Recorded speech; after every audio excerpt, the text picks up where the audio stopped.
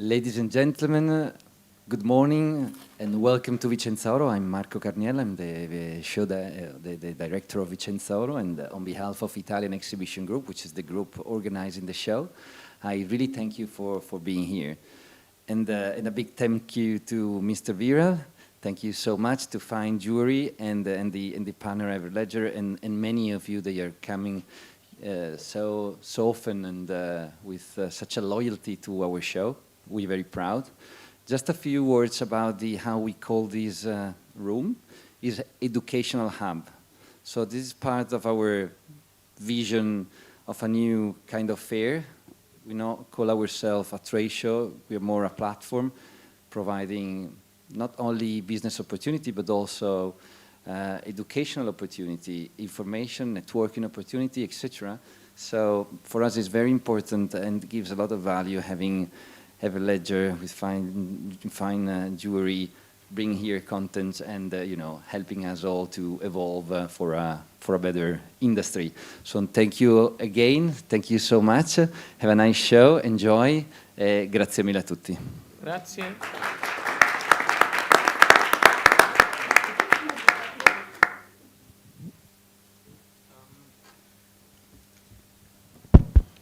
Welcome everyone. Thank you all for being here. I know it's quite early in the morning and maybe all of you have not had breakfast, but thank you for being here. We've worked with Leanne, Kemp and Everledger to bring this event to life. A lot of time went into setting up the content to make it interesting for all of you all here. In the pursuit of ethical and sustainable practices across our business, the need for traceability becomes increasingly vital. The consumer demand, the geopolitical and government regulations are further propelling the need for traceable jewelry solutions. The topic of traceability within the jewelry industry cannot exist without partnership. Our distinguished speakers and panelists are going to share their insights and experience into the industry best practices, success stories, challenges and solutions on traceability and partnering for traceability. Steve Jobs once said, "People with passion can change the world." And during our pursuit, we have come across some incredibly talented and passionate and inspiring individuals. I'd like to introduce one of them who's right here. It's Gemma Balm from the Signet Group.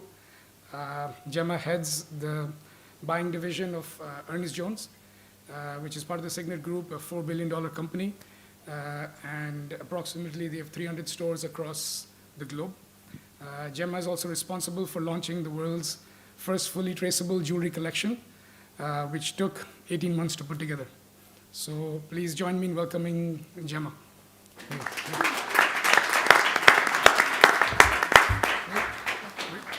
All the best. Hi. Quite the introduction. Thank you.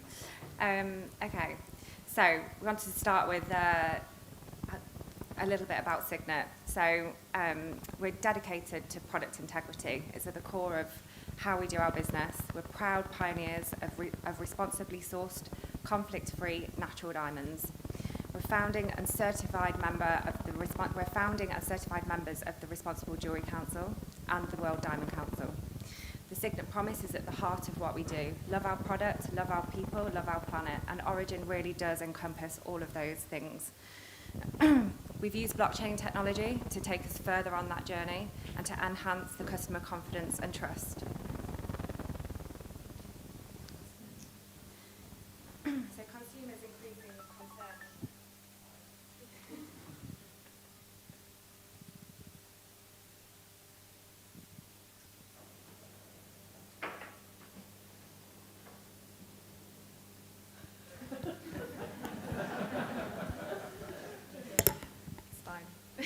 I'll just shout. So consumers' increasing concerns with provenance and the environment was a key reason why we wanted to bring a fully traceable range and programme to the consumers.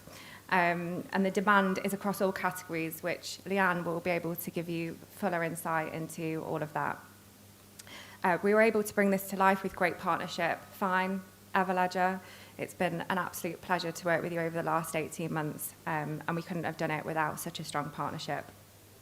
We worked with over 10 different teams, internally and externally, coordinating not only with the supply chain, GSI, etc., but all the internal partners within Signet across the UK and the US to really bring the Origin story to life.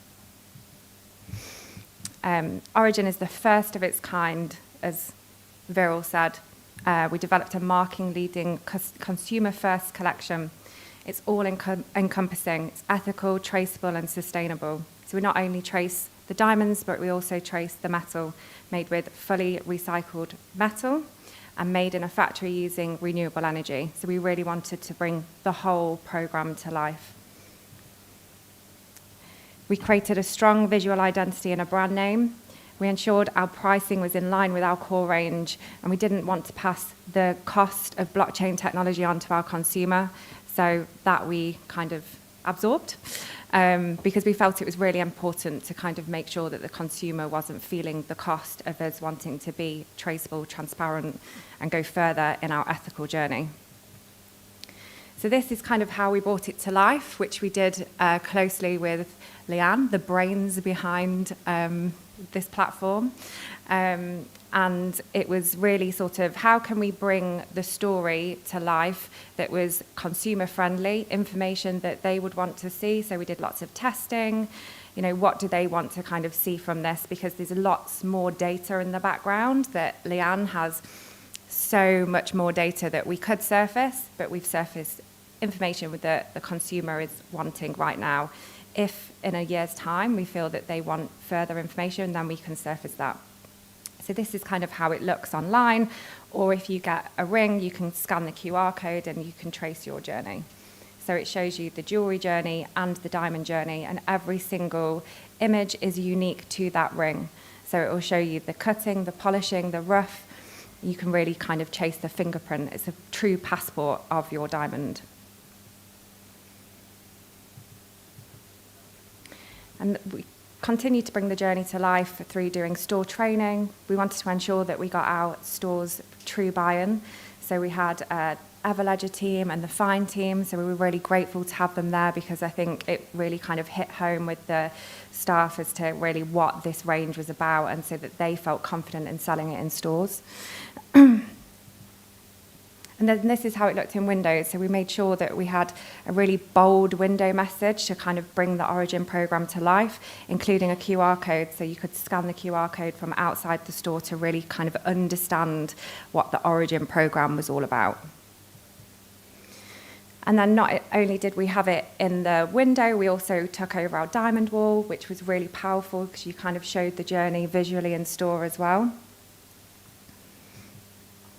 And then this was a press launch that we did. So we really kind of went after kind of really bringing it to life. And Leanne, again, was there and presenting. And they were all so excited about sort of what we'd done and how we'd sort of brought Origin to life. I think the room was buzzing, asking you lots of questions.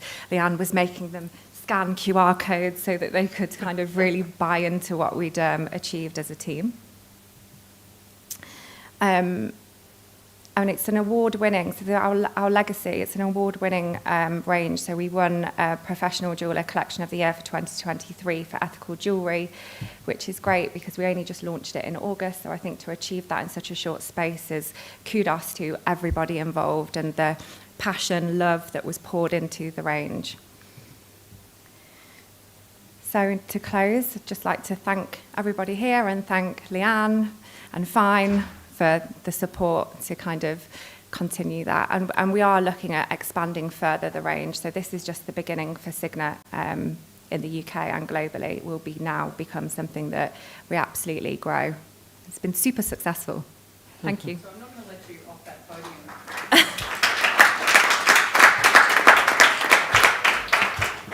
I'm not going to let you off the podium yet. I don't know if you can hear me. Is it right? So a few things. We've got a great panellists that are going to join me in a minute. But there are a number of pieces to the program that was deployed, and I think it's really important as we start to dig into the panel next. One piece of the program was to ensure not about, even though it's called Origin, It's really the start of a new journey.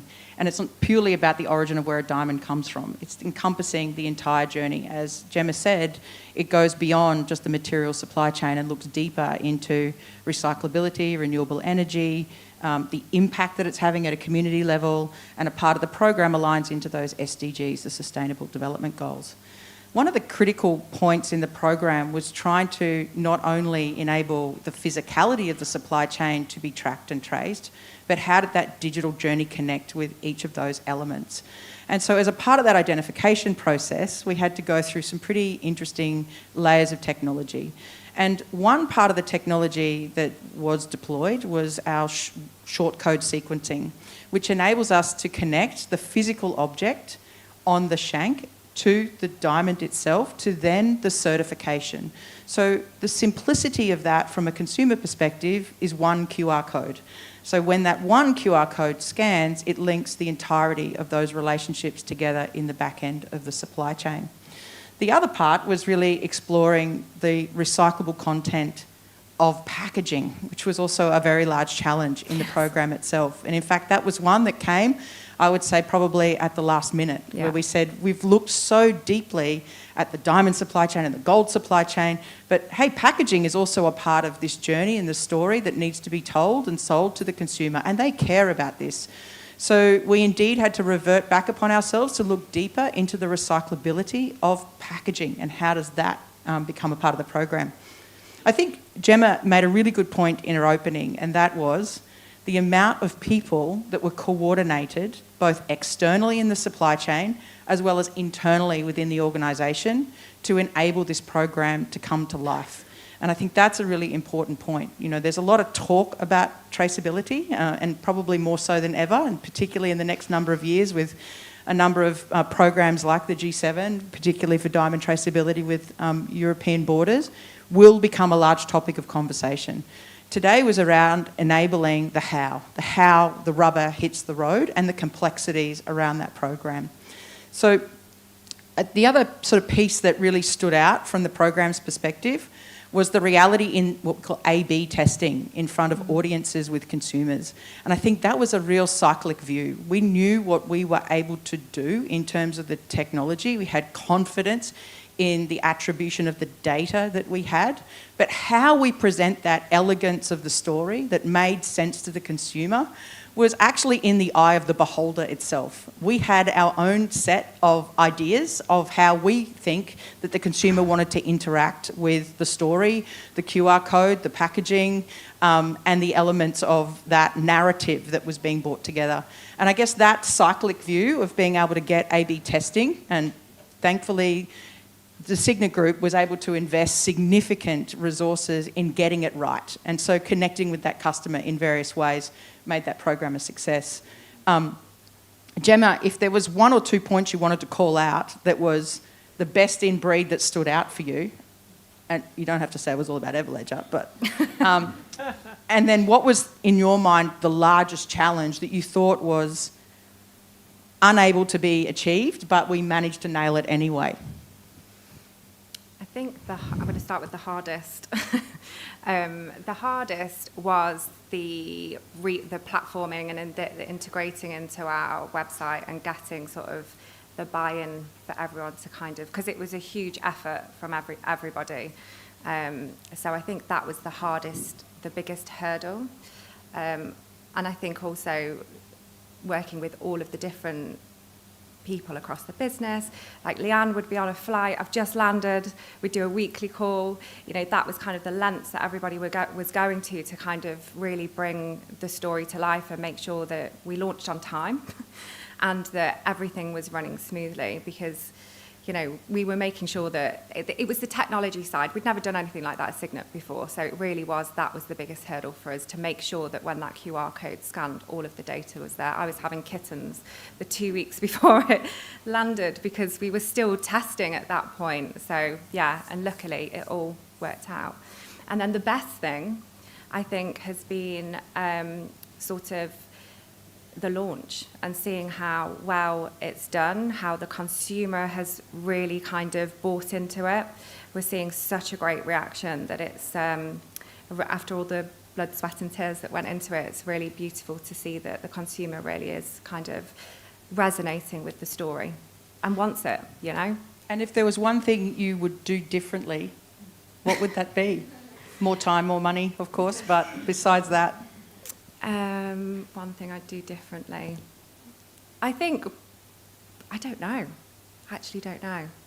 Probably more time for us to be able to launch it. You know, we had a tight deadline. There was lots of hurdles in the beginning. You came in quite late after I think it was a miracle that it even launched. So we were working with a slightly different vision, and then we brought Leanne on board. So the fact that she was able to turn it around so quickly was insane and fine. Yeah. We're going to dig into some of those on the panel. I want to thank Gemma. And by the way, I'm Leanne, who's the founder and CEO of Everledger. Just thought I'd introduce myself. I'm also the moderator of the panel, and I'm the brains and also the good looks and the great humour behind Everledger, the technology, so quite modest. I'm going to call our panellists up. If you want to take a seat. Scott and... Oh, hang on, I'm really bad at this. I'm not trained in eloquency. Scott, Robin and Gianluca. Yes. Well, what happens when you're in an education room at Vincenza and a chemist and an Assay office master and a Maina walks into the bar? I mean, it's in a room, in an education room. So this is the panel today. We're going to dig a little bit deeper into the practicalities of the alignment of not just only the technology, but also the partnership and what it takes. And we're going to feed a little bit into the future vision of the possibility, the art of the possible that's moving forward. I must say, Everledger began in 2015. We had a bit of a crazy idea that we think transparency and traceability in this industry was an important critical building block. And one part of our work has certainly been looking at the traceability of diamonds now for nearly 10 years. So it's a better part of a decade that I've dedicated my every waking hour, minute and moment to bringing this to the reality. But I will say one message to set this conversation up is that traceability is the corner building block beyond origin. There's a lot of conversation about traceability being the origin, the mine of origin, the country of origin. But ultimately, it is the wiring that will enable us to be able to bring so much more enriched data around not just only storytelling, but also the requirements in compliance. So in the program that was launched with Origin, and Gemma showed you a number of those screens, it showed the simplicity of that storytelling for consumers to make it easy for them to make that divine purchase commitment. But what sits behind all of that data is highly sensitive, commercially sensitive information that helps to bind the truthfulness of that storytelling. And that's important in terms of compliance. And that will become a really critical component moving forward, particularly in the next decade when it comes to traceability. So Everledger's position has not necessarily cared too much about what is the price that someone pays. That is for trade to work out. We care about what's the cost of the planet. You know, so for every piece of jewellery, there's a cost of planet. And we don't have an operating system that does that. A number of people in this room are running businesses. You would have a point of sale system or an ERP platform or a manufacturing resource platform. There was no such technology that was a traceability platform 10 years ago. And now that's becoming an entire sector of work to be able to integrate. As Gemma said, one of the largest challenges was the full integration of the technology, not just into the Ernst Jones program, but think about it, it's an omni-channel. You have to be online creativity to have those storytellings involved. You have to have e-commerce, you've got to have the offline in stores, you've got to have it connected back into purchasing systems, and then for the entire supply chain, Everledger had to connect nearly 16 vendors in the back end. So for that one story, we've got 16 different touch points technically to bring that one data point to the front end for a consumer. And that's the challenge that's upon us. So to set the scene, we're going to dig 5 questions. There's no lucky prize at the end. But I'm going to lead off with Scott. If you could introduce yourself. Sure. The Assay Master. Thanks, Leanne. My name's Scott Walter. I'm the Chief Executive and Assay Master with the Edinburgh Assay Office. I'm also the Chairman of the International Hallmarking Convention, which is a treaty between 22 contracting states which concerns itself with the free movement of precious metal goods and the recognition of marks. And Gianluca? Yes, thank you, Leanne. I'm Gianluca Maina. I'm the Global Marketing and Communications Director at Fura Gems.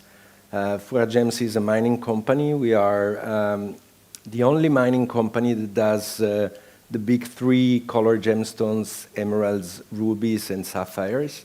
And we own mines in Mozambique, Colombia, and Australia. And basically, from there, we take all of our stones to our platform in Dubai and then sell them at auctions in Bangkok. And Robin?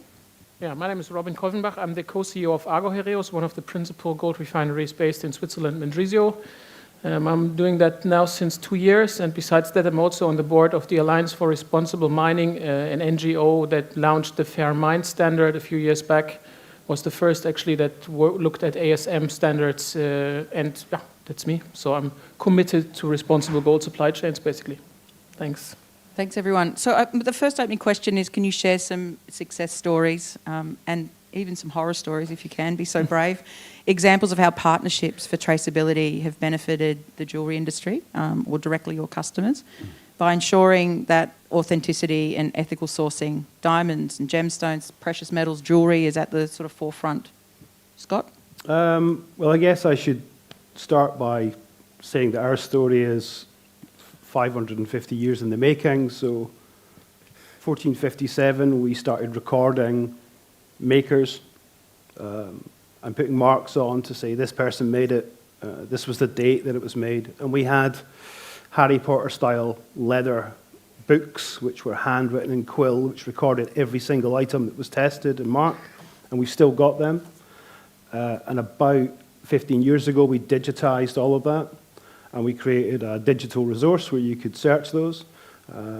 Each item, each person had a URL, so we were able to open that up to the public.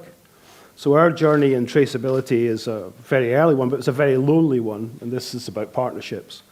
So we were asked about 10 years ago to look at developing a chain of custody for Scottish Gold. For those who are not aware, there was a mine in Tyndrum, a commercial gold mine, and they started to produce gravity-separated doré at the mine. They were producing concentrate, which was going elsewhere for refining. They wanted to produce a commercial alloy that they could test with 2 jewelers in a bulk trial. So we had the job of mapping the supply chain, recording it. We also engineered a trace element so that we could identify the alloys at any time, even if the mark came off. We had to put a mark on it, an individual serial number on each piece of jewelry, so there was a traceability from that piece of jewelry right back to the moment that it came out of the ground. So that was a real challenge, and that was about partnerships. It was about mapping the supply chain, finding out what information was available, finding out what was practically possible. The great thing about it was that it was small. The number of players were quite small. There weren't a great span of different players in the supply chain, so it was really rewarding. Consumers loved it. Retailers loved it because they were able to tell that story really clearly, leverage the extra value which they had invested in the material, because it was about 20% more than fix. So they had to leverage that at retail, and the only way they could do that was to tell the story, and we gave them the tools to do that. I think the mine, the challenges, or the mine didn't really see the value in it, and it was driven very much by the retailers and by the consumers. They all got a signed certificate, which I think in the first batch of 100, I signed them by hand, which went with the purchase. Obviously, we digitized that later, but consumers loved it, retailers loved it, and it was about leveraging that cost that they had paid and getting that into the retail margin. And in order to do that, they had to tell a story. And we gave them the tools to do that. When we look now beyond, I mean, we have a system which spans probably we built a cloud-based tracking system for our own customers, and we have about 2,000 customers. We're hallmarking up to 250,000 units a week on occasion. So there's a lot of product coming from a lot of different supply chains, and we give them the tools to track that electronically from the factory to us and onto their warehouses through our system. And that in itself was a huge challenge, trying to get everyone to use a single system. And we've learned a lot about the delicacy of supply chains and how the ability to interact with our system was a challenge. Not everybody has, we have an automated program interface capacity. Not everyone can do that. Some people just want an interface that they can go in and plumb in numbers. Some people want to fax a piece of paper. There are huge challenges. And when we started looking at scaling up traceability from the Scott Gold Mine to perhaps other projects, that was the first time that we realized that this was a massive challenge. And we scratched our heads for 2 or 3 years, and then, not bigging up Leanne, but the first time that I met Leanne, I realized that I had dreamed up a middleware that would do all of that clever stuff, but I didn't know it existed. And there was a real eureka moment when we met Leanne for the first time, because we realized the problems that we were thinking, how the hell are we going to solve? She was already well down the track with it. So it's great. And that comes back to the partnership. It's a lonely place running an Assay office, because you're a regulator. You're also a service company. But for us, it's really important that the data is solid. And for the first time, I think, meeting Everledger and seeing what they were doing, we realized that things were possible that we didn't think were possible before. So I'm going to come back to you, because there's a future vision for the, let's take what the next 550 years of Assay office programs might look like. But we won't tackle that right now, but I will come back to you. Gianluca, you were very ambitious as a company to embrace technology early. I mean, Everledger, we just love this day and night. We eat it for cornflakes, breakfast, lunch and dinner. So we were ambitious to build Everledger to do traceability of diamonds, but at the same time, we also decided we would take our core technology and license it to Gubelin for the provenance proof platform that focused in colour gemstones. Why not? I've got all the time in the world, Netflix wasn't that great then. So can you talk about the significant technology challenges your company has faced in implementing storytelling, traceability, how we've addressed those challenges to enhance that reliability in the supply chain? And it kind of dovetails back into the first question, but I think it digs deeper into that technology element. Yeah. So as a mining company, we are at the really beginning of the supply chain, and we are also a very young company, so we are 5 years old. And it was pretty easy for us to decide that since our ambition is to bring organization to the supply chain in color gemstones, which is a very fragmented sector. So we have decided from the beginning that we would accompany all of our products with a blockchain certificate. We were amongst the early adopters of blockchain with provenance proof, and we're really happy to say that today 100% of our goods are sold accompanied by the blockchain from provenance proof. This has not been so complicated to implement for us, again, because we were starting from scratch. So we decided to integrate that from the beginning. Every lot, every product that we sell is accompanied by the certificate that states the origin, the quality of the stone. We can add certificates from gem laboratories. Of course, all the information about the stone, pictures. And so it's the beginning of the journey, it's the beginning of the storytelling. And this has been extremely successful for us. So happy to say that all of our goods carry that. Now, the big challenge is how do we carry forward, knowing that once we sell the goods, our job in a certain way ends. And actually it doesn't end, because we're really working hand in hand with our clients to ensure that they can integrate that system as well. Sometimes a barrier is that they feel that it's going to be a lot of work, which is not. It's really a systematic work that they need to do. And luckily, there is some pressure coming from brands, their clients, who are asking for this kind of information. And I think that we can push as much as we want, but there needs to be a pull effect as well coming from brands. We're also working towards educating end customers.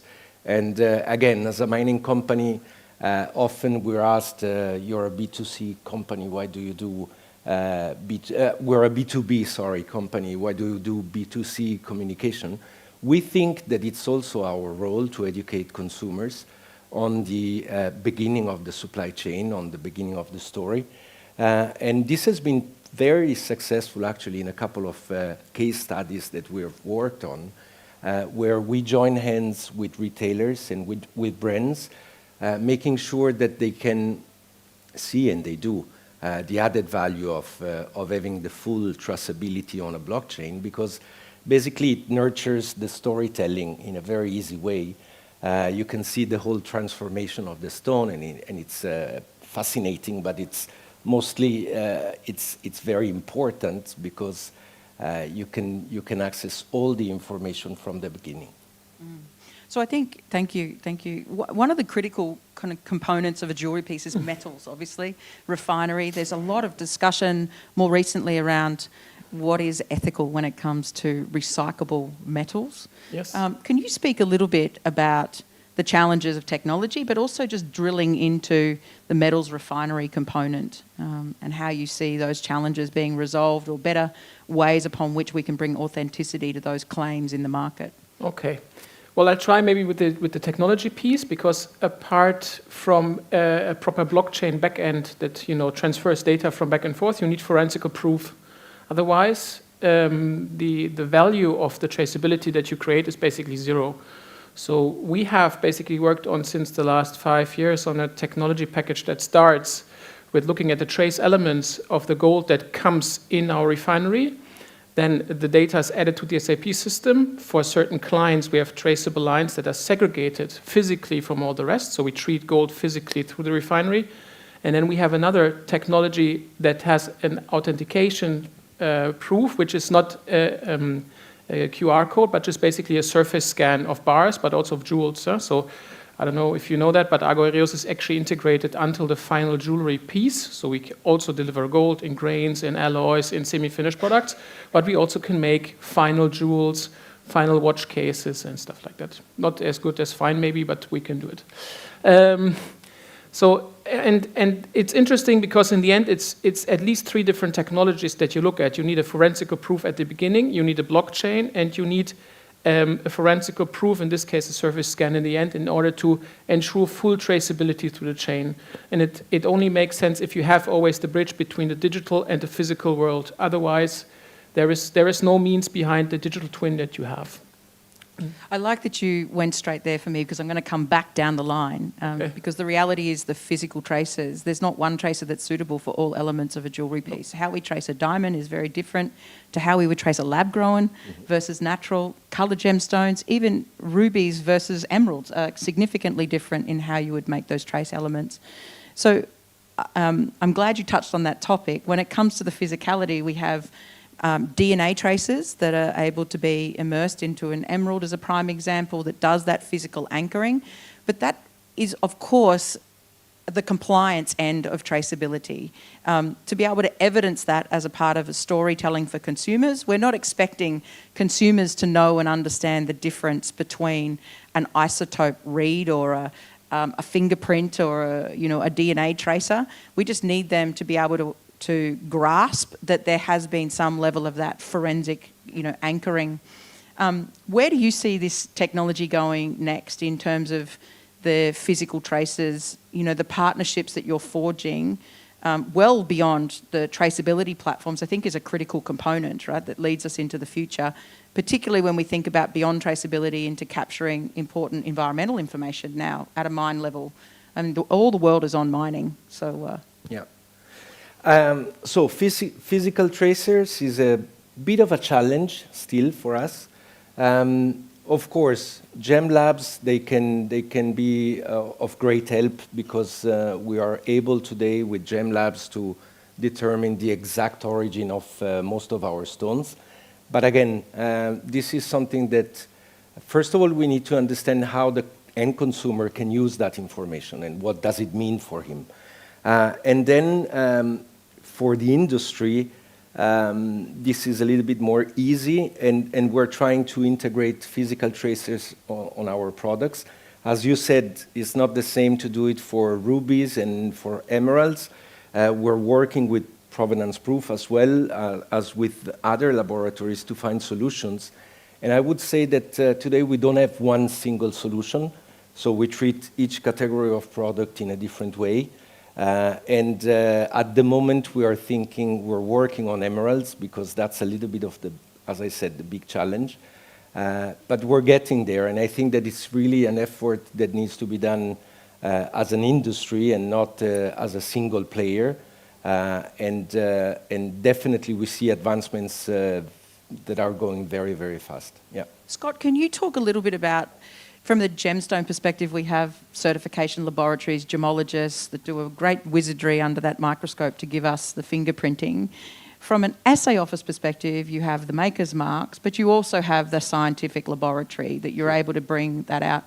Let's delve into the Hallmark 2.0. Let's go there. Sure, okay. Well, it's a challenge. We have the same challenge. And I'm sure you probably have more to say as a refinery about those challenges than we do as an assay office. But we, with Scott Gold, we added a trace element at the refining stage. It was only known to us and the refiner. The material was measured in terms of yield, so we got a Dory bar from the mine. We knew how much gold would come out of that. We measured the amount of fine grain that came out of that. That matched with an acceptable variance. That was then alloyed, and we then added a trace element that could only be detected. It was very small. You weren't looking for it. You wouldn't find it. It would normally be in a gold alloy. It caused us some problems because some of the alloys didn't work properly, and we had to go back and forward. There was a lot of work, but we got it to work eventually. But the big challenge we had there was scalability. We couldn't think about how that could scale. It was fine with 2 retailers and 1 mine, but that's a problem we're still working on. But I think in terms of looking back at our records, where we've got these handwritten books with 10 things being hallmarked back in 1456, great storytelling. A lady came in with a bowl that she found in her attic. It was hallmarked and engraved, and apparently it was engraved in the date that it was done, and there was a mark on it. We actually found the record of it in a book from about 300 years ago that had been handwritten the day it was marked. And we bought it back from her because it's a great story about traceability. But hallmarking 2.0 is about asset level digital twins. So when something comes in to be hallmarked, at the moment our systems actually create a record, digital record for every item that's marked. And we've been doing that for 15 years now. How do we plug that into the retail story? So how do we attach that individual validated record that it's been to us, it was from that person it was tested, the records of what the test results were, how do we tie that into the item? There's a hallmark on it, but how do we connect that hallmark to the digital record, and how do we build that into the story? That's hallmarking 2.0, and that's the thing that we want to try and achieve next, which is creating a digital hallmark. We created the world's first online certification process for online retailers, Assay Assured, and that verifies a retailer meets all the requirements. They're a genuine retailer, the descriptions are as they should be, and they're not selling any counterfeit product, so it's a consumer-facing certification process for online retailers. Proved very successful. The next stage of that, as we see it, is to start digitally validating product online. So there's a a widget, a consumer-facing widget that tells them that it was tested, it is hallmarked, it is guaranteed, it goes back to the actual record that we have on our systems. And obviously, having worked with Provenance Proof and explored what you were doing a year ago and having met Leanne, it's clear that it's not just about hallmarking 2.0, it's about how hallmarking 2.0 fits in to that data ecosystem to provide a more complete picture to consumers. So it's about partnerships. Everyone is doing their bit to create data, but the data in its entirety is more powerful. Let's talk a little bit about that sort of multi-contribution, but let's talk about it not from an effort perspective or data, the financial aspect. Who pays? Who pays? I mean, I think it was an important part of the element of the program with Ernst Jones and Origin, that the consumer was able to enjoy a high-quality product with truthful storytelling without the burdenous additional cost, right? But arguably, the program does cost. So how do you think this plays out financially across the supply chain? Is it the responsibility of all collectively? Does it equalise out ultimately? Do the consumer ultimately pay for everything? Let's kind of go into that dark room. I mean, ultimately the consumer pays for it because it's retail, and obviously it just depends on how much your margin you relinquish. But ultimately, we're all paid by consumers. Hallmarking is paid for by consumers. So that's a simplistic answer. But obviously, there's a huge gap between when finally the value of what you're adding is paid for, and your margins return, and that return on invested capital is the huge gulf that we all face, which is who's going to pay for it. I mean, that is alongside the complexity of networking the data, I still don't know who's going to pay for hallmarking 2.0. Is it going to be an investment by us? Is it going to be an investment that's made by the retailers that adopt it? Is it going to be an investment that's paid for by Everledger, who want to break into that market? The answer is that it's probably a combination of all of those things. Ultimately, the consumer will pay for it, but there's a requirement for us all to invest if we want to see that huge dream realized. There's no way to avoid that. And Gianluca, how do you see it from a mining perspective? But at the moment, we pay for it on our side, but I agree that... Thank you for paying for it. No, but I agree that ultimately the consumer will have to pay a small premium, probably. But it's also an investment that is mandatory on the side of the whole supply chain. So it will be integrated in every step, and will it have a huge impact on the ultimate price? I don't think so, because we are several actors in the supply chain, and everybody has to bear part of that cost. I don't think it's an option anyway, so I see it as a mandatory requirement that will come as a natural step. And from your perspective, margins are super thin in your section of the supply chain. Where do you... That's right. So first of all, I think the overall impact of additional traceability cost is marginal compared to the overall cost of mining, distribution, and so forth. So it's not a huge cost impact. So we need to make sure that this is fully understood. The second thing is, I think we need to understand traceability as an enabler to sell other things, not only traceability, but also enhanced ESG compliance of mines, or carbon footprints, or water usage, or whatever.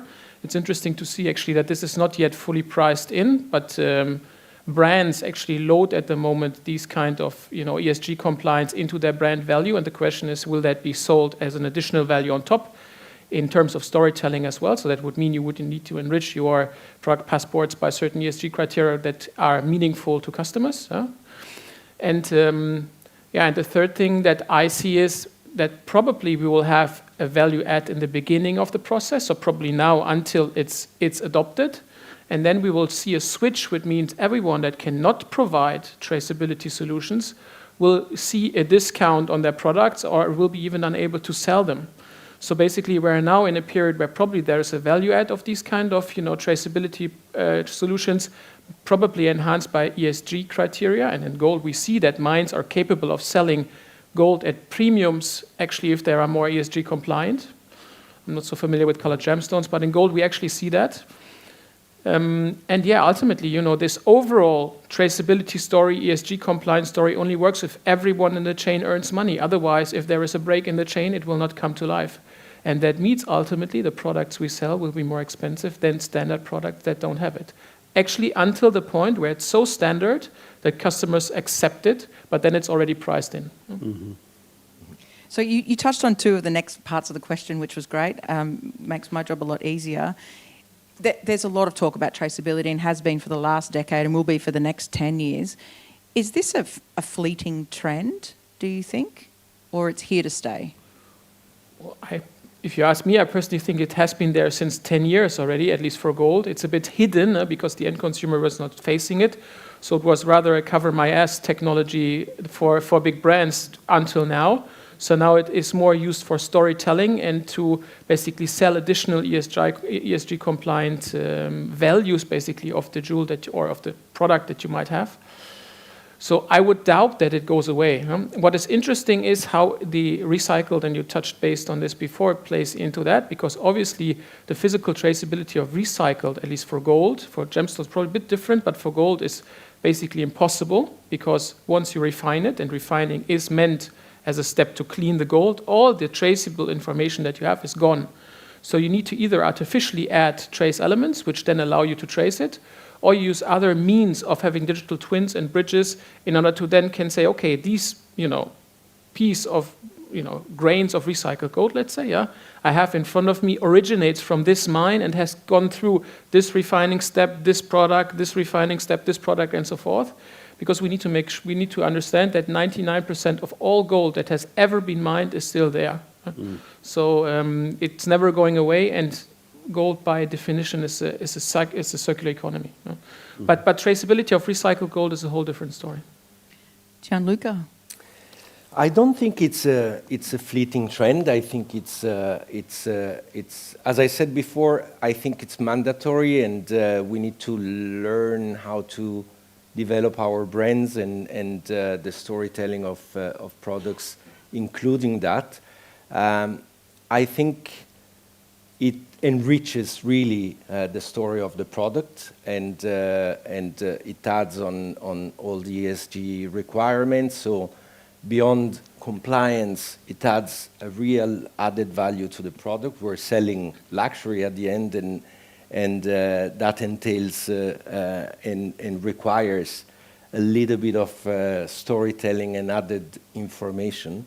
What I think it's that it still will evolve a lot in the sense that I like to think that it will really reach a great level of importance when end consumers understand what they can get out of it, and the ability for end consumers to ensure how the product is made, where it comes from, that it has been made with a lot of necessary requirements is really important.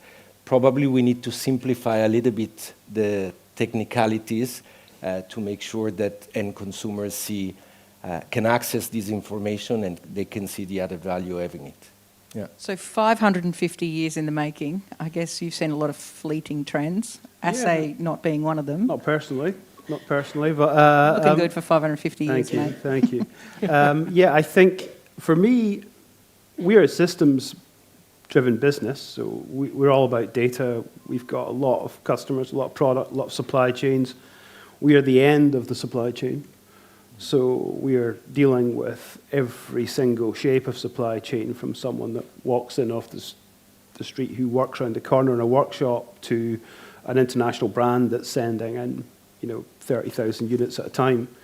And we deal with a range of different supply chains. So I think there's no question in my mind that it's here to stay. It's been here a long time, and I think it's just starting to reach critical mass now. And I think it's at a tipping point where we'll see some wide-scale adoptions of traceability in the jewelry industry. But it's a catalyst for me to better processes, more robust supply chains because they're mapped and because the data is integrated. You can use those analytics as a business to build in fail-safes for quality issues.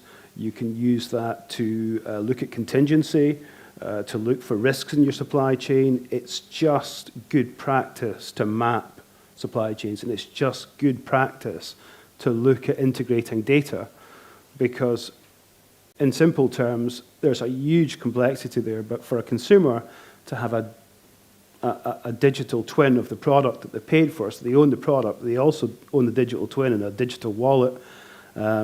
It means that that data exists, the product exists in a digital form. If they lose the real product, it's very easy to communicate the details of the product they lost to an insurer or a retailer so they can replace it like for like.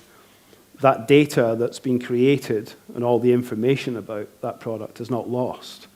So there are huge and very good reasons for continuing to map supply chains and control supply chains. It's not just about proving that you're doing things properly. It's about controlling your processes and using that data for a much wider purpose. So we've got a few programs now across all variants of industry, whether it's coloured gemstones with emeralds, rubies, sapphires, diamond traceability, jewellery traceability, Assay offices moving to digitisation.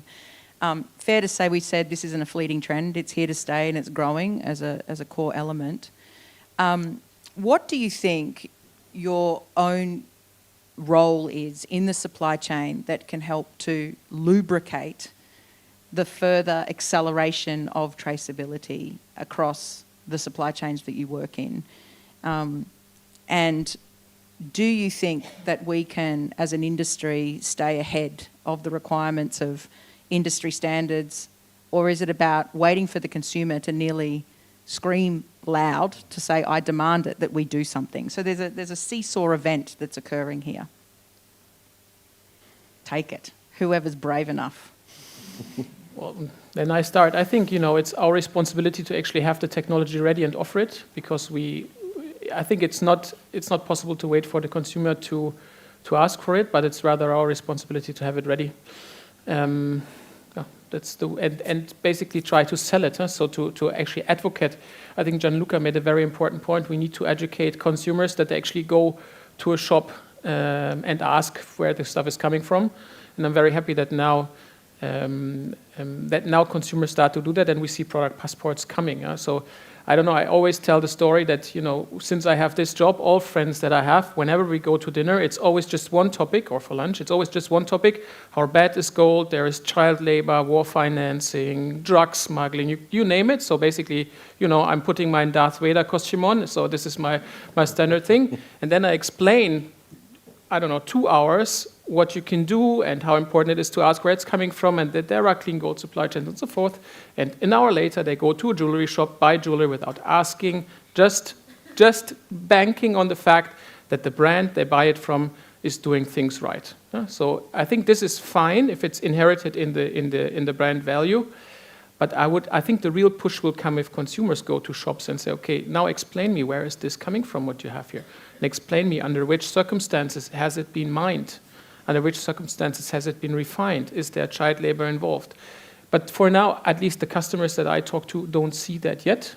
And I'm also not so sure whether they want to see that coming. But in fact, if it would come, then of course the push for, let's say, not only having the traceability data available as a cover my ass strategy, but also to surface it and bring real, let's say, added value to it, because then obviously the companies that have it ready will sell more than the ones that cannot answer these questions. It's basically the tipping point when it will really, will really kick off, I think. Yeah, Gianluca, I've seen firsthand the bravery of Fura, bringing the system into place so early, both in the evolution of blockchain back then, more than 5-6 years ago, and what I've witnessed firsthand through working with Fura and provenance proof has been the catalyst effect that you've then caused downstream, right? So as a miner, you're the start. But the willingness to share that data is a critical point. And there was a lot of trust. I mean, you just trusted us that we weren't going to just take it and do something with it that we weren't allowed to do.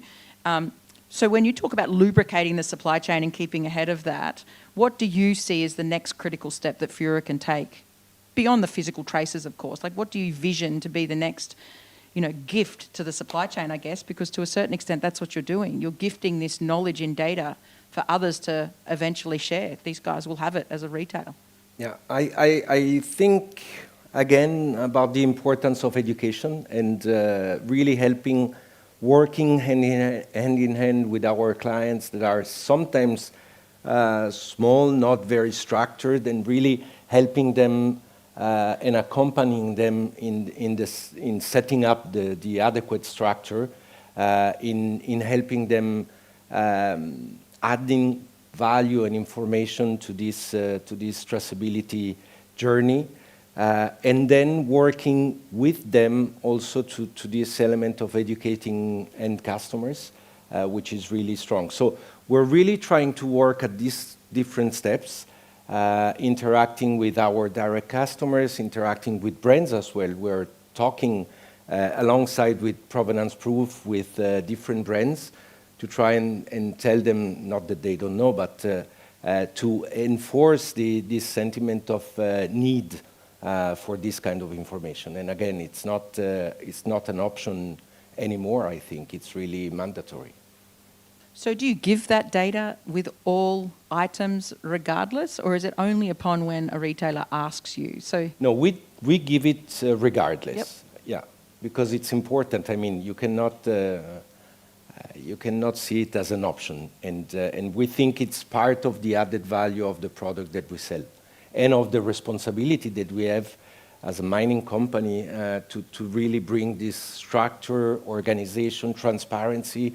I think we could go for dinner together, because Yes. when I go to dinner, I have the same problem, and I really think that it's we are amongst the leading actors at the real beginning. And it's very easy to talk about transparency and ethical mining, but what does it mean really? Well, you show it by taking this kind of actions. It's interesting dynamic, right? So we have some retailers that are asking their supply chain to please, can you provide this data? And then at the beginning of the supply chain, you're having parts of the actors supplying this regardless. And then the question's flipped. You've given me this, what do I do with it? And therein lies the second challenge. I know you're itching. No, yeah, I just want to add something to Gianluca, because if you hear a mining company, right, what is the responsibility of all downstream actors like also a gold refinery is to actually create financial value that can then be put on to the mining companies as well, because in the end, what is the ultimate driver to implement such a technology is if you can put a premium on the gemstones you sell, in case you have the technology ready. Yeah? And the more more technology you have ready, and the more you share, the more money you earn. So this, in the end, gives back the responsibility to all downstream supply chain actors in order to create this financial value. Scott, I'm going to end on you, and then I'm going to switch over with a bunch of questions from the audience, because no doubt they're itching to ask lots of hard questions of all of you. I'll avoid myself from answering. What have you got to say? We've got the data. We want to be able to share that to consumers. That's what Hallmark's all about, but we want to be able to integrate that data with other initiatives. So for us, this is the right time to look at this. The way I see it, very simple terms, there's a carrot, which is the stage we're at now, so everyone sees the carrot, and I think it's fantastic that the Signet group have grabbed that carrot with both hands. But I think everybody knows out there's a stick. They probably know what the stick looks like, but they don't know what it feels like yet. But the stick is going to come, and I think that's going to be the tipping point when consumers start to make choices, and if your product isn't traceable, it's going to significantly struggle. So I think we're getting close to that. We're still in the carrot phase, so there's still, fortune will favour the brave during this stage, but it will become an industry norm in time. So prepare, map your supply chains, understand where the risks are, understand where the gaps in records and technology are, and prepare for that. That's my advice. Okay, well, that's a wrap on the panel. I want to thank everyone who's joined the panel.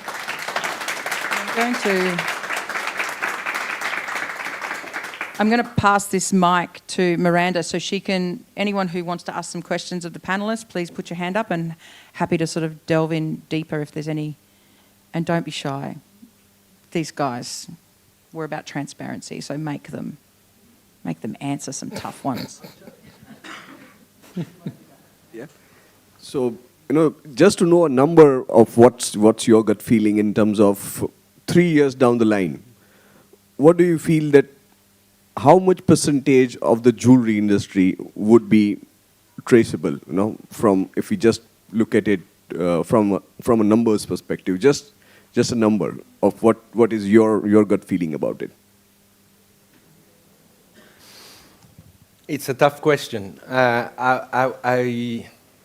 Part of me would like to say 100%, but I think that realistically, we're still at the very early stage, and so would I say 10, 20%, given that the whole jewelry industry is made by so many players, and today there are a few strong leading brands that are really embracing this completely, but I think that 20% would be a rough estimate, yeah.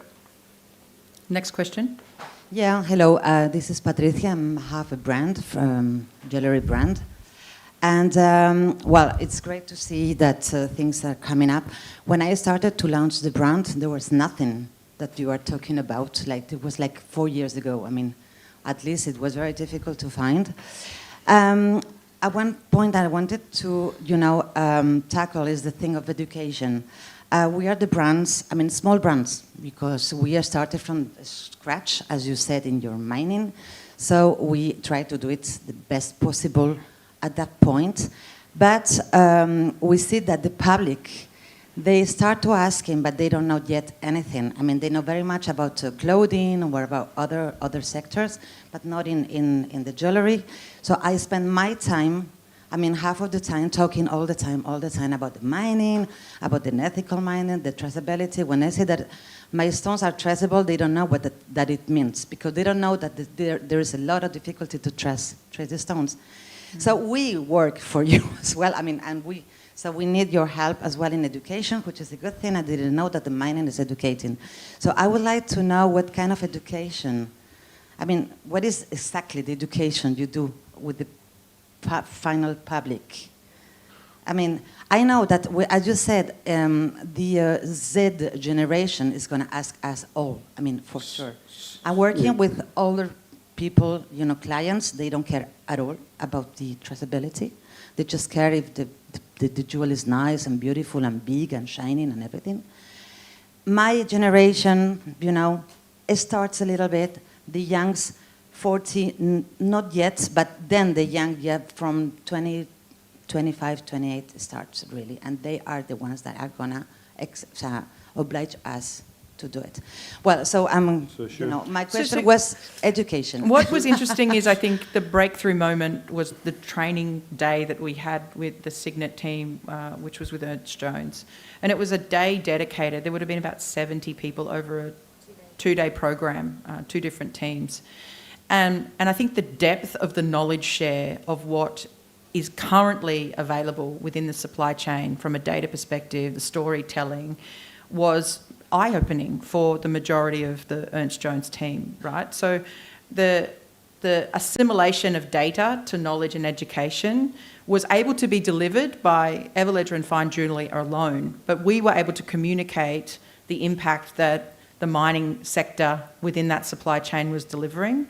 So I think there's a responsibility for technology to also be helpful in how we could take that data and become a platform of education as much as a tool to enable storytelling or compliance. And that to me was a real critical moment, that I didn't ever think that the technology providers of traceability should have as much responsibility in enabling an education platform for industry as well as being just a data platform, right, that connects this stuff together. So we're rapidly working on that at the moment. And I do think when mining companies are talking, their work is literally helping the transfer of data and knowledge from participant 1 to participant 2 to participant 3 across the supply chain. Yeah, but is there in the mining education, is also talking about the ethical mining, how the stone are extracted, what is the system? I mean, I haven't seen any, I would like really to see what you say, because I've never seen that before, and I'm very, I'd like to know so that I can educate my clients too.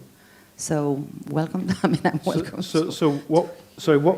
What we did in Scotland was we have a charity as well, and about 8 years ago we started something called the Ethical Making Resource. So it's a website for young makers just starting out, and it explains the variables that they need to consider if they want to make ethically. And then we went to all of the higher education centres, the design schools, and we got them to sign an ethical pledge, which meant that they would build the ethical education programme into their course, so that all of the young designers that were coming out, certainly in Scotland for the last 5 years, have all had ethical making and the ethical making resource, and we appointed ethical advocates. So we selected a student and we would pay them to go and talk to other students so that they were making them aware. So hopefully the very age group that you're talking about, young designers, have got the resource in front of them about how they can source ethical stones, how they can source ethical metal, how they can change their workshop practices to make sure they're sustainable and ethical. So that's how we approached it, and it's been very successful. I don't know what's happening in industry because we don't tend to have an influence there. I'll get Gianluca to answer the question, and then one last question in the audience if we have whilst he's answering. So the level of education that we provide covers really the entire span. So it goes from the very basic information about gemstones to the implications and impacts of mining, to the methodology of mining. So the objective is really for industry and consumers to understand the full scope of implication. What does it mean, mining, the impact that it has on communities. These programs of educations that we provide and that we develop are really meant to help, ultimately, jewelry brands to explain better and to train better the sales staff, but also the consumers on the whole implications about mining and color gemstones, of course. Whilst there's a last question in the audience, put your hand up. Sitting behind the person with the microphone are tactile, real examples of programs and brand programs that have traceability connected into that back end. The Origin program, of course, you're able to go on to the Ernst Jones website directly yourselves and be able to see and click, just as a consumer would, what is produced as a part of that traceable program. There's an example of a lab-grown program that sits over on the side there, and these programs have been designed and delivered with the full enablement of traceability in the back end with the fine jewellery team and many of the people that are on this panel in the collective nature of that. So as I said before, the one click to get that one story button sometimes takes 18 different people in a supply chain coordinated to deliver that data out to the consumer. So, is there any more questions? Either I've done a really good job or quite the opposite. I'm not really sure how to read the room right now. pretty good at 5 o'clock in the afternoon, but not in the morning. Okay, well, that's a wrap. I want to thank the panellists, especially want to thank Gemma, who did a stellar job to set up the morning on a keynote opening, and want to thank you again for committing to changing the world, because guess what? It's changing us. Thank you very much.